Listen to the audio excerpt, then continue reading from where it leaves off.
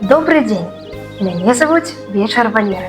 Я вучаніца 9 А класса. Самый незвычайны военный парад ці ход казлом.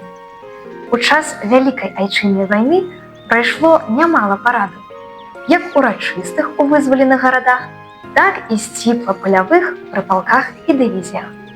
Але самы незвычайны, несумненна, адбыўся 16 ліпеня 1944 года у Мінску. І самым дзіўным удзельнікам гэтага маршу стаў вельмі незвычайны шэрабароды партызан, пры з'яўленні якога раздаўся магутны многатысячны рогат. А як можна было не смяяцца, убачыўшы гэты цуд? У страі партызан з атрада барацьба брыгады народнай мсціўцы бадзёра і горда крочыў шэрабароды казёл. Выглядаў ён даволі-такі пацешна.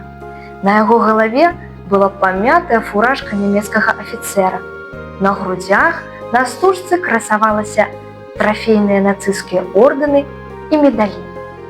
На левым баку вісела ракетніца, а на правым санітарная сумка. Гэтага казла звалі вельмі забаўна Малыш. Ён трапіў у партызанскі атрад пасля разгрому нямецкага гарнізона на чыгуначнай станцыі. Сярод трафеяў, захопленых на станцыі, знайшлі невялікага, страшна худога і аблезлага казла.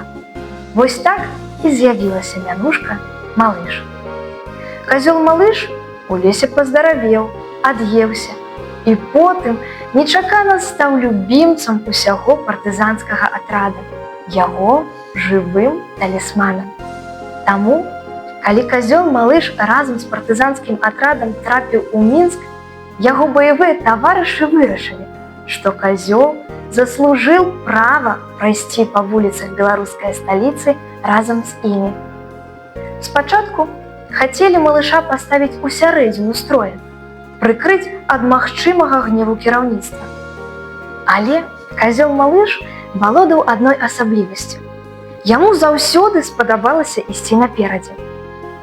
Таму ён вырваў павадок з рук суправаджальніка, разапхаў сваіх сяброў і прымасціўся на сваё прывычнае месца на чале атрада, побач з камандзірам.